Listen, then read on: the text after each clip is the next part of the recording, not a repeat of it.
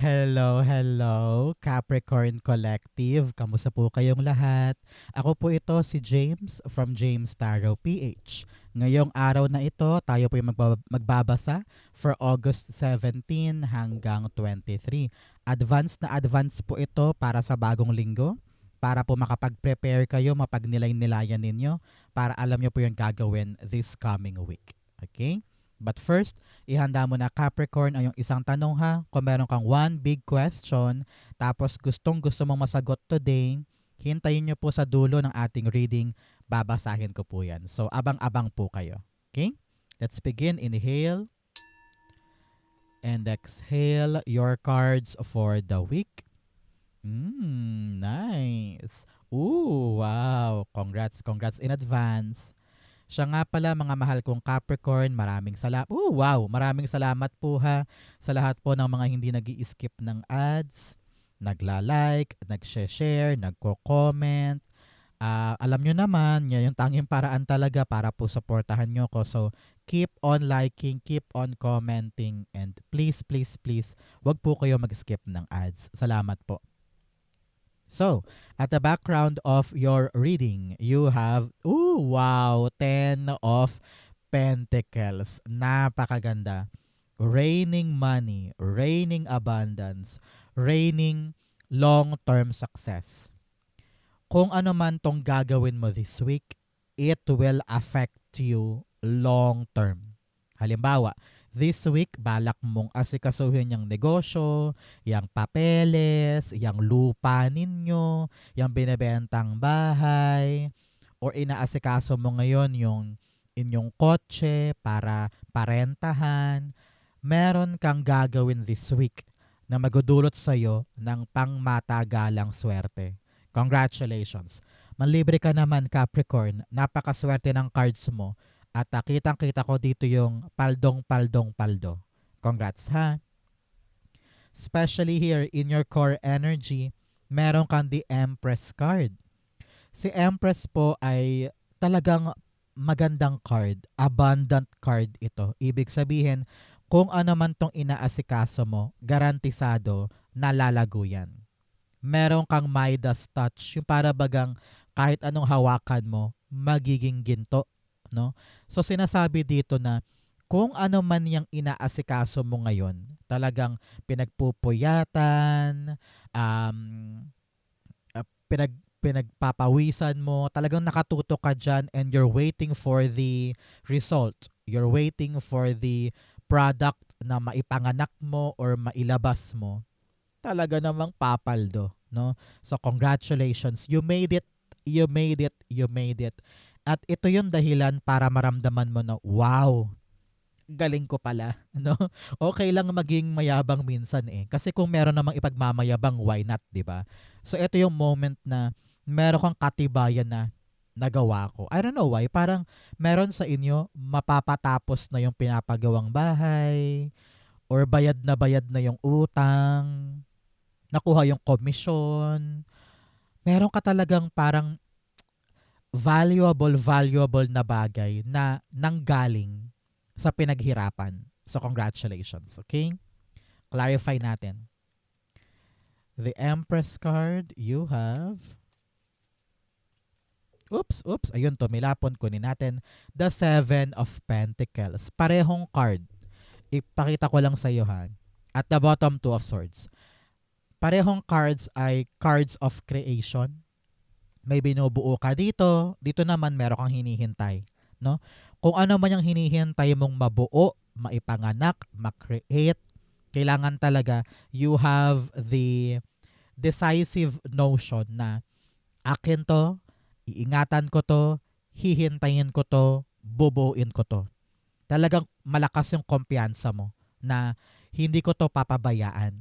Na kapag nangyari, kapag natupad, alam ko maganda ang dulot nito sa akin. So, this week is all about you focusing on the prize, focusing on the result, focusing on your work para yan ay talagang maipanganak ng successful, maganda, maunlad.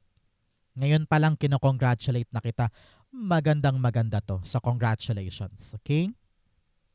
So Capricorn, ano po yung mga bagay na inaasahan mo ngayon na gustong-gusto mong dumating this week? I-comment mo yan, sabay-sabay nating i-manifest para matupad sa'yo. Okay?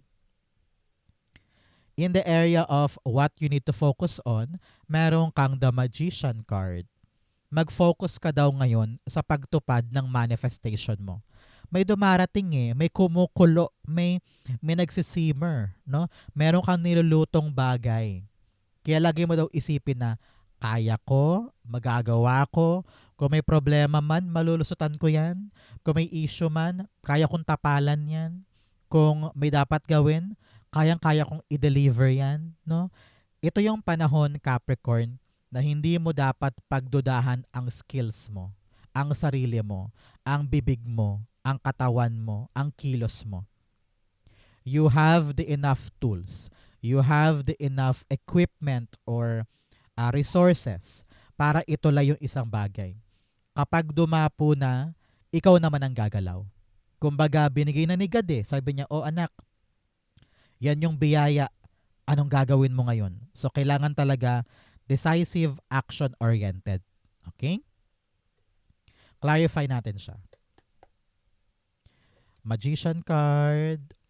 Alam mo, ramdam ko dito yung parang pagadalawang isip mo, yung minsan kawalang tiwala mo sa iyong sarili. Parang ganun So, if you believe, you will attract. Okay? If you know you can, you will have it. At hindi lang yan isa. Titriple pa, mag-multiply pa. So, ito yung paunang andar mo para sa mga bagay na pangmatagalan. Okay? Kaya, gawin ang makakaya. Magician, the Lover's card. Okay. If it's all about love, isang bagay talaga or tao na iniibig mo, na importante sa'yo, abay, aksyonan mo naman. Ito yung tamang panahon para kumilos ka sa mga bagay na pinipili mo, sa mga bagay na gusto mong maganap sa'yo. Kaya kung may choice ka naman, tapos kitang-kita mo na, akin to ang ganda nito akin to. Pero kung hindi ka gagalaw, baka mapunta yan sa iba, baka maligaw yan sa kung saan-saan, baka mapaglipasan ka ng oras or magkaroon ng deadline, no? So para hindi mangyari yon, take action on something that you want to pursue or you want to have or you want to maging maunlad, di ba? At the bottom, you have the Hanged Man. Hanged Man is all about paandap-andap, nagadalawang isip pa, pabago-bago ng gagawin, nakatenga, undecisive or undecided, and you're thinking, ngayon na ba? Bukas na ba? Next week na ba? Sa isang araw na lang. Pinapadelay mo. Kaya sabi dito, kung talagang seryoso ka dyan sa choice na yan, panindigan, aksyonan. Okay? So mga Capricorn, taga saan po kayo? Comment down below. Maulan ba sa inyo? Ano po ang weather? Sa amin dito, maulan, malamig. Pabugso-bugso po ang lakas ng ulan. Kayo po, kamusta po kayo sa inyong area ngayon? In the area of your what you need, meron po kayong the 6 of Cups. Ang kailangan mo ngayon, Capricorn, magbalik tanaw. Alalahanin mo yung mga magagandang bagay na nangyari sa iyo dati. And ano yung mga kinailangan mong gawin noon para marating mo yung buhay mo ngayon. Because that is your fuel para ganahan, ma-excite, ipaglaban, itaguyod yung mga gagawin mo ngayon. Pangmatagalan, di ba? Ngayon ka talaga dapat maging seryoso para sa future.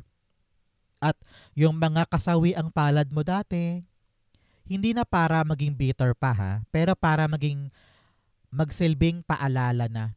Tinalas ko nga yan dati Hinihiling ko nga lang tong mga bagay na to ngayon noon So, that will make you be intentional and motivated para ilaban tong bagong bagay. Okay? Ito na yung regalo sa iyo ni Universe para baguhin mo ang buhay mo. Kaya ingatan, tutukan, pangalagaan para magdoble, triple at maging long-term success yan para sa iyo. Okay? The 6 of Cups. Narinig ko rin dito makipag-usap ka daw ng maayos. Kung sino man yan. Kausapin mo daw ng maayos Hindi Hindi mataas ang pride, hindi mataas ang ego. Six of Cups, the Four of Cups. Yes. Sa dami-dami ng rejections, disappointments, heartbreak na dinanas mo, dito talaga tunay na magpipivot ang life mo eh. May inaabot talaga sa'yo, both cards, kita nyo ba? Both cards may inaabot na cup sa'yo. Parang sinasabi niya, matagal mo na tong gustong gawin, matagal mo na tong pinangarap or naisip or nakita, ngayon lang siya ibibigay, kaya grab it, take it, do not take this for granted, huwag isa walang bahala, papaldo ka dyan. At the bottom, the Hermit card.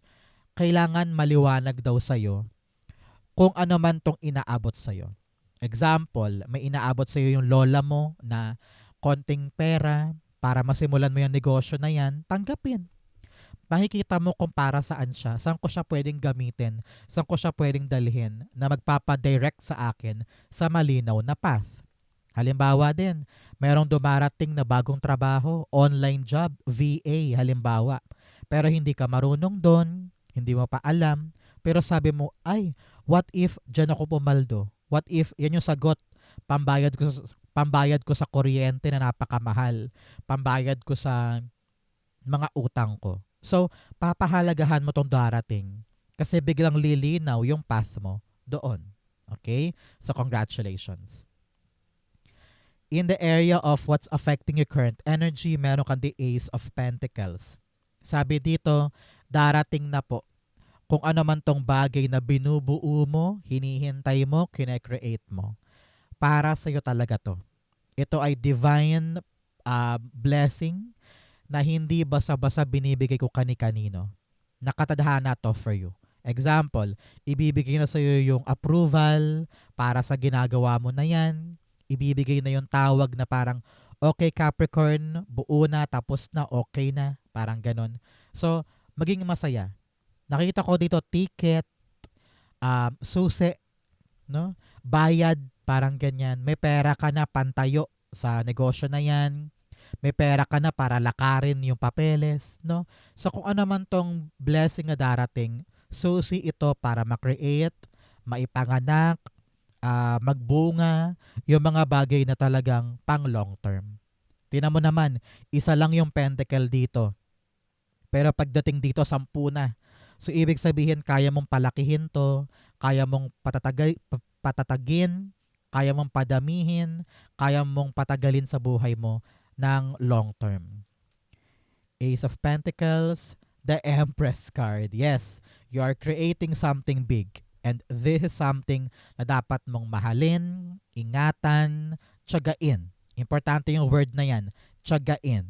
Hindi porket sinabi ko na paldo ka dito, relax ka na. At kapag kailangan mag-effort, mabuburyong ka na parang, ay akala ko ba pagpaldo? Bakit kailangan mag-effort? Ganun talaga. For you to really win this and make it happen, kailangan pagpaguran, kailangan asikasuhin, kailangan pagtiyagaan. Para sigurado yung blessing sa'yo. Okay? At the bottom, Hanged Man. Sabi dito, kailangan makita mo sa ibang perspektibo yung halaga ng ginagawa mo. Halimbawa, nahihirapan ka na diyan sa call center na yan. Para sabi mo, nakakapuyat, nakakapagod, ang hirap-hirap, may pinapagawa kang bahay. 'Di ba? So, kailangan makita mo yung halaga nung kine-create mo para ma-realize mo, ay, hindi ako pwedeng sumuko ngayon, hindi ako pwedeng bumitaw ngayon, marami akong binubuo, marami akong hinihintay na magbunga. So, you really need to value your blessing now. Okay? Halimbawa, isa pa, ikaw ay merong sideline, merong kang online shop, nagbebenta ka halimbawa ng makeup. Pero okay naman yung kita, may paunti-unting bumibili, pero minsan parang iniisip mo, itutuloy ko pa ba? Gugora ko pa ba to? Yes, because it can help you create yung mga bagay na gusto mong buuin, mga hinihintay mong magbunga, dahil yan dito. Kaya pagtiyagaan, ingatan, because it's still gonna lead you sa pagpaldong hindi mo inaasahan. Okay? In the area of your near future, you have the 9 of Wands. Pagod na pagod ka na. in the near future. Asahan mo 9 weeks or 9 months after watching this video, you're gonna ask yourself, kaya ko pa ba? Ipupush ko pa ba? Igogora ko pa ba? Sabi ko nga, lagi mong alamin kung para saan ba yan. Yang negosyong yan na pinagtsatsagaan mo, yang trabahong yan na pinagpupuyatan mo, yang ginagawa mo na yan na halos masakit na yung likod mo at bewang mo, para saan? Kapag na-realize mo lagi, para sa ganito, para sa nanay, para sa future, hindi ka bibitaw. Magpapahinga ka saglit para makapag-recharge, para makapagplano, para makapag-strategize, pero lalaban ka pa din. Lagi kang may paraan para kumpletuhin, tapusin, itayo, ibangon, ituloy. Okay? Meron sa inyo parang magpapagawa ng bahay or tatapusin yung kinukumpuni sa bahay at parang medyo unti-unti mo na nakikita na, uy, gumaganda na, uy, malapit nang matapos. Parang ganun. Kaya kung ano man yung pinaghihirapan mo, it will end soon. Pero kailangan itawid mo siya hanggang dulo. Walang bibitaw, walang susuko. Okay? Sabi ko nga, kung nandiyan ang puso mo, hindi mo yan bibitawan. Okay? 9 of Wands. The Knight of Pentacles. Okay. In the near future, kung makaranas ka man ng delay, parang feeling mo ang bagal-bagal, nakakapagod, parang feeling mo kahit anong bilis ko, kahit anong kayod ko, bakit ang bagal? Dapat mo daw maintindihan that long-term success requires long-term na trabaho. Hindi pwedeng gusto mo mabilis para sa isang pangmatagalan. Sabi niya, araw-araw kang kikilos, araw-araw kang mag-e-effort, araw-araw kang gagalaw hanggang sa makompleto mo, hanggang sa matapos mo. Walang pagmamadali, walang irarush, walang frustration or pagkainip. Alam mo kasi na dapat mong daanan yung proseso. Kaya kapitan mo yun. Okay? At huwag mong iisipin na kapag delayed, kapag mabagal ay bokya na. No. Minsan, umaandar lang dyan, right timing. Okay? At the bottom, the Ace of Cups. Dapat nandun pa rin ang puso mo. Kung mahal mo yan, importante yan sa'yo, tsatsagain mo hanggang sa makompleto. Okay? In your challenge, meron kang the 2 of Wands.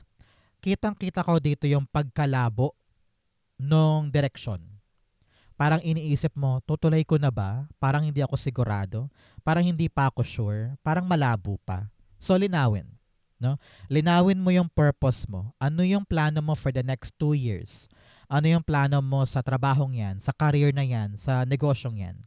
Kailangan malinaw sa iyo yung direksyon para alam mo kung ano yung dapat mong pagsugalan. Nakatingin ka na eh. Kitang-kita mo na eh. Kung ano yung pwede mong abutin, pwede mong kunin, pwede mong gawin. Pero ang tanong, gumagalaw ka ba?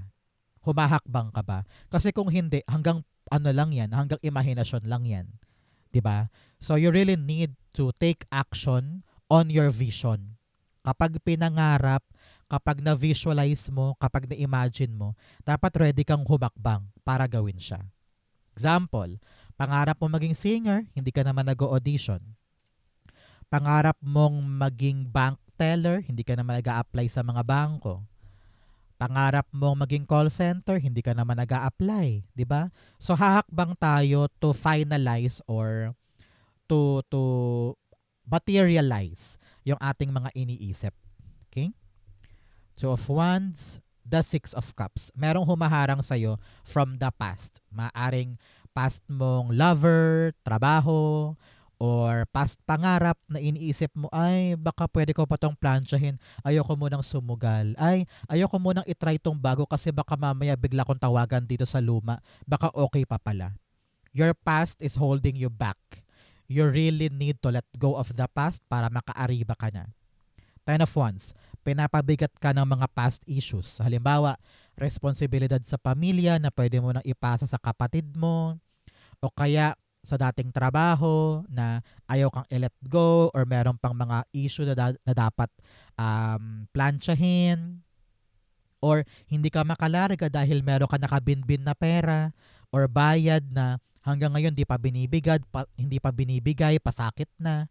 no? So kailangan planchahin mo yan ngayon, lakarin mo ngayon para totally ma-sealed mo na, masara mo na yung mga nasa past para makaabante ka na.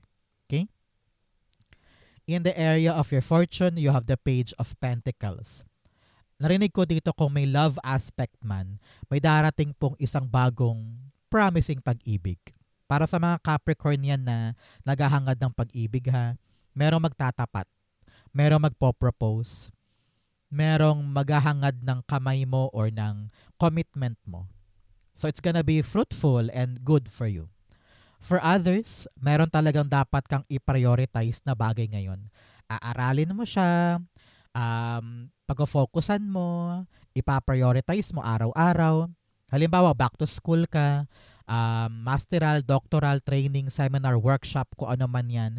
Gagawin mo ang lahat para intindihin itong blessing na ito para maging long-term sa'yo, para maging fruitful sa'yo. Halimbawa, balak mo magkaroon ng tindahan, lalakarin mo yung permit, no, para long-lasting yung tindahan. Or balak mo ng magmasteral, doctoral, or balak mong mag-workshop ngayon or training para dagdag permit or dagdag na credentials, parang ganyan. Okay? So, dedicate yourself sa isang valuable na bagay para pumaldo ka dyan. Okay? Page of Pentacles, meron kang the Two of Pentacles. You really need na balansehin ng buhay mo para ipagkasya sa buhay mo itong bagong bagay na ito. Halimbawa, punong-puno na yung schedule mo ngayon, maghapon, single mother ka, may 2 kang anak halimbawa, hinahatid mo sa school, meron kang online shop, araw-araw mo inaasikaso, pero sabi mo, ay, gusto kong magdagdag ng VA. Dahil inaaral mo ngayon yung VA, kailangan mong balansehin ang buhay mo. Kailan ko ihahatid yung mga anak ko, anong oras ko hahawakan yung aking online shop, anong oras ko aaralin yung VA. So, kailangan balansehin ang life para papasukin yung bago. Okay? At the bottom, the Moon card. Kung marami ka bang tanong ngayon, marami kang kalabuan, this week darating yung clarity about sa binabalanse mong bagay sa buhay mo. Hindi ka na maliligaw, hindi ka na malilito.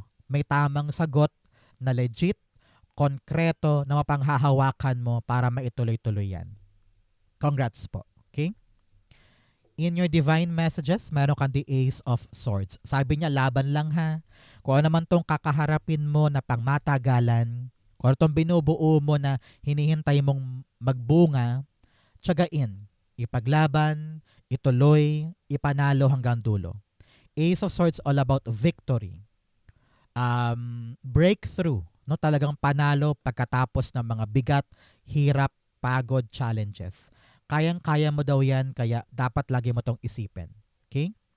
Pinapayuhan ka rin na makipag-usap ka daw ng maayos. Hindi pwedeng bara-bara ang usap, hindi pwedeng merong miscommunication.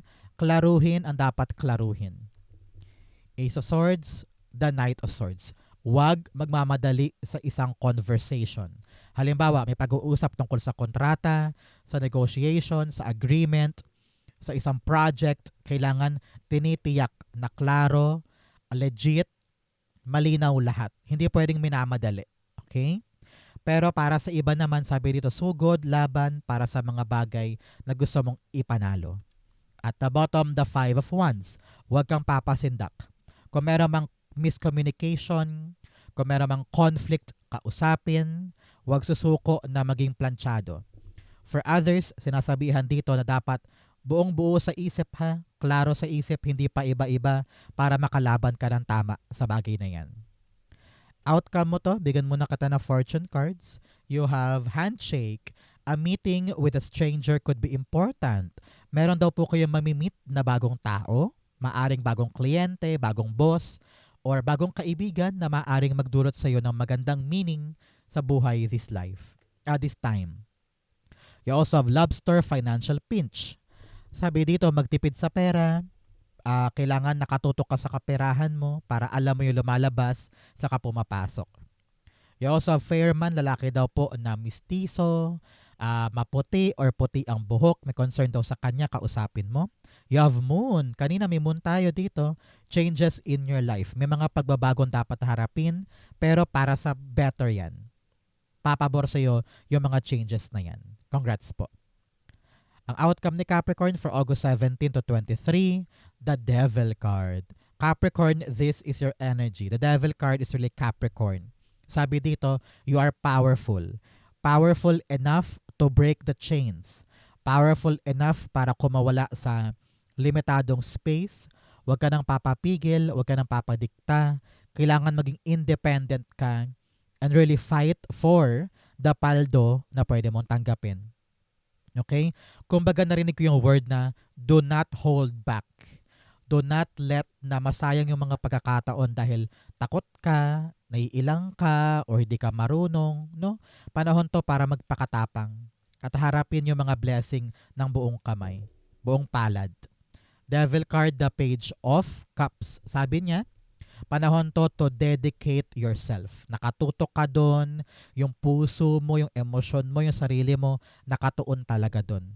Whatever you want, pursue it.